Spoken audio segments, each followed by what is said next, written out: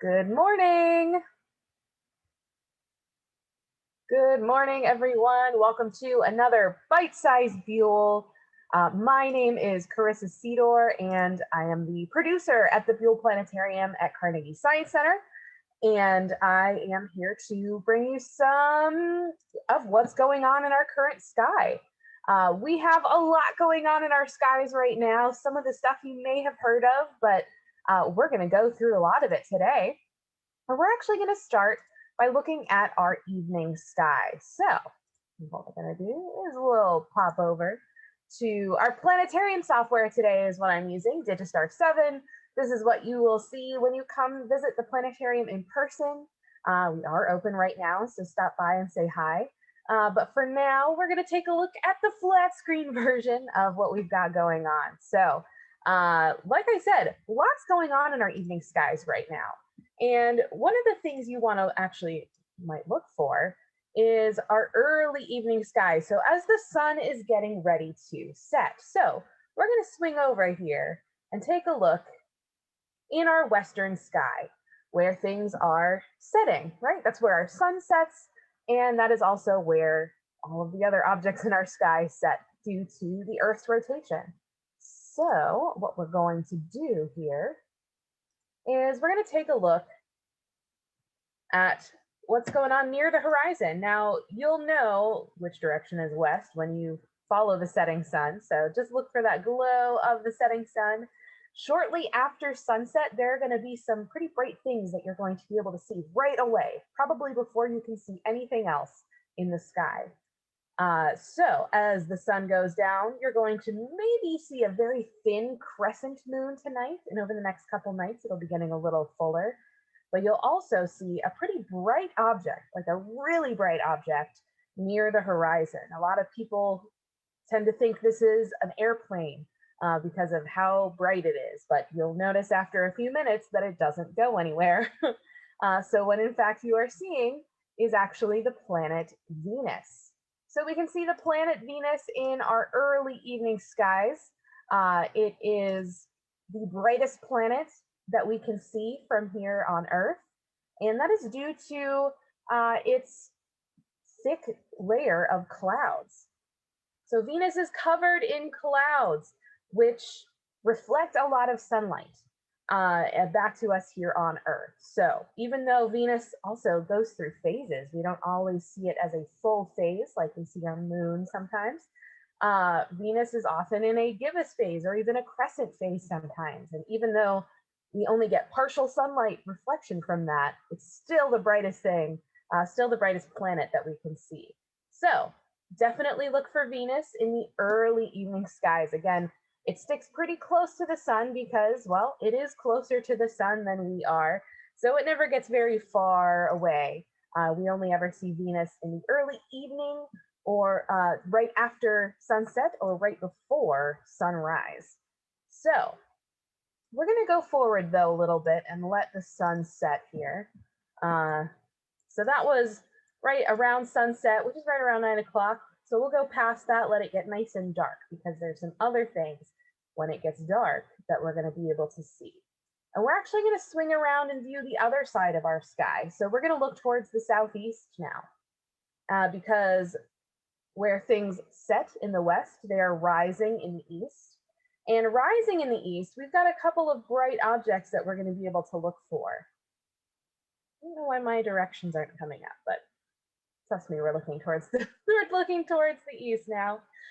So rising in the east this time of night as well, you're going to see two bright objects that are going to be nice and visible. And they're going to be rising a little earlier each night as we go forward. So we've got one there and we've got one there. The brighter one is on the left. These are two more planets that we can look for. So we've got the planet Jupiter on the left, which is very bright as well. Not as bright as Venus, but still nice and easy to spot. The other one is our second largest planet in the solar system. This is Saturn. So we've got Jupiter and Saturn visible to us in our evening skies right now. And definitely go out and look for those. because we're going to be able to see them for the next couple of months, actually. They'll be in our skies for quite a while. So we've got 3 planets to look for. And this can be even better if you have a pair of binoculars at home. You don't even need a telescope. Sometimes just binoculars are a great tool to help you explore the night sky. But we're going to look a little bit beyond, because also this time of year is a very special time of year.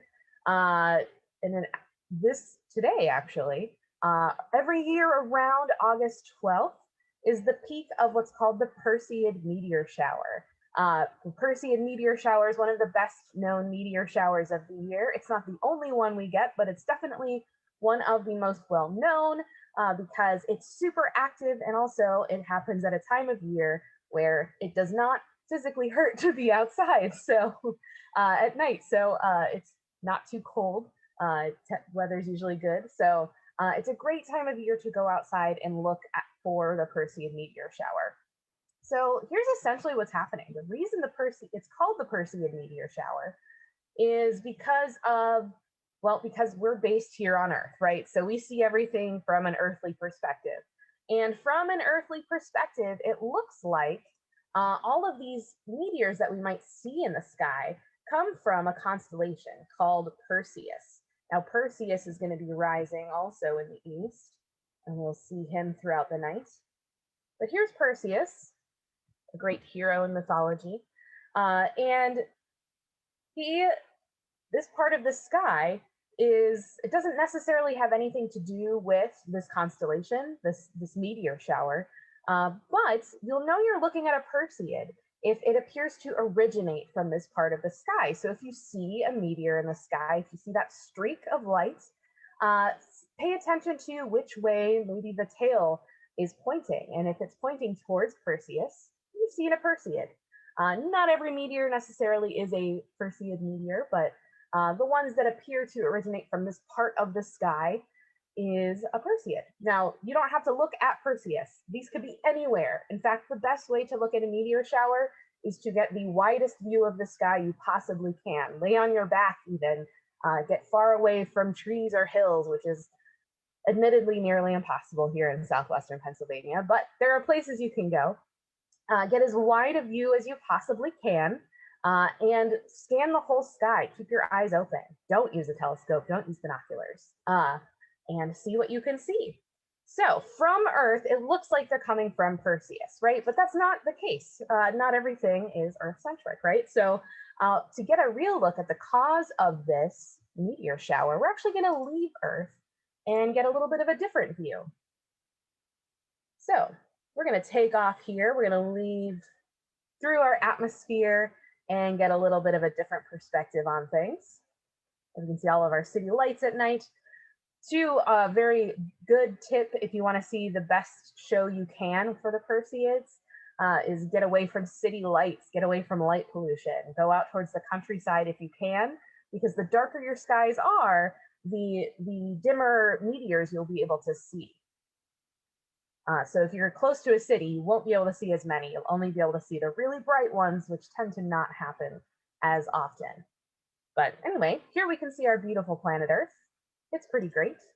And we can see that atmosphere around us, which is a key player in giving us the Perseid meteor shower, right?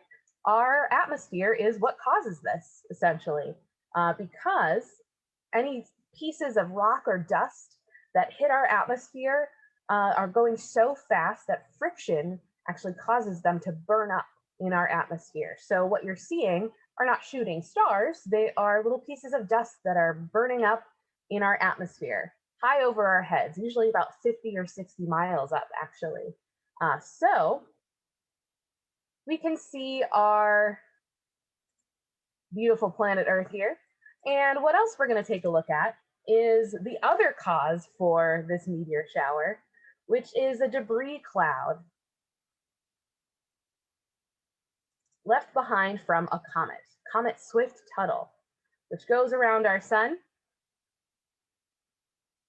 and causes this meteor shower for us. So as we pull away here, we'll start to get a better view, and we'll turn on the orbit of our moon and the orbit of the rest of our planets so we can see where things are. So as we get further away from the Earth, we can see this debris cloud a little bit better. It's a little bit of an exaggerated view right now. So this debris cloud is left behind from a comet that orbits our sun, and it doesn't come around very often, but what it does leave behind is lots of particles of rock and dust, little tiny pieces. And we can see that every year around this time, the Earth crosses the path of this comet debris cloud. So right now the Earth is going through this debris cloud, and that is what is causing all of those pieces to hit our atmosphere and burn up and cause the Perseid meteor shower. And it's these particles are also orbiting the sun, right? So every year it's constantly getting refreshed and new particles are being pushed in the way and we crash right into them. So you can kind of think of it, one of my favorite analogies for a meteor shower is it's kind of like driving your car down the highway through a cloud of bugs. And your windshield smacks right into those bugs. So our windshield is our atmosphere, right? So we are currently plowing through that cloud of bugs on the highway. And like that as well, depending on what time you go outside to look for these meteors is going to affect kind of how well you can see them. And even you might be able to see some stronger, some brighter ones at certain times of night. There are certain meteors called earth grazers that we tend to see right near dawn that kind of graze along the side of the Earth. They get these really bright long tails. So the best time to go out and look for the meteor shower is actually in the pre-dawn hours. You don't want to go out right as soon as the sun sets because that's kind of the back end. But you want to look towards the front end, the direction the Earth is moving and the direction the Earth is spinning. So we actually tend to see the best meteors after midnight, maybe 3, 4 a.m. That's the best time. So I'm not telling you to pull an all-nighter, but maybe get up super early and you might be able to see quite a few meteors. So we can see the overall debris cloud for this comet is pretty spread out, but there we can see that tight little section that we're running through right now, that little trail that that crosses the Earth's orbit and gives us the Perseid meteor shower around August 12th every year is when it peaks. Now, even though the peak happened overnight, that doesn't mean that it's just over, right? We are still plowing through this field of debris. So there are still Perseids to catch over the next 10 or so days. So go out and look while you can. And hopefully there will be a lot of amazing things to see. That's the nice thing about these meteor showers is they last for a while. So it takes a while for the Earth to move through here, and we'll be able to see that show for quite a while. Now, at its peak, we get about 100 meteors per hour, which is quite a few, and it'll slow down a little bit, but it should still be pretty active for a while. But that was just kind of a quick peek at how to find some really exciting things we can see in our skies tonight. Remember, we have Venus right after sunset. We've got Jupiter and Saturn coming up in the east, and of course the Perseid meteor shower for the next week or so. Go out and look at it while you can. It is sure to be awesome. And that is just kind of a quick look at things. We are open at the Science Center, and so you can come visit us in the Buhl Planetarium and see a lot of stuff just like this. But of course, in the amazing immersive environment that you only get in the Planetarium Dome. So we hope to see you there soon, and we hope to see you at the Science Center soon. But that is it for today's Bite Size Buhl. So thank you everyone for joining us. Have a great week.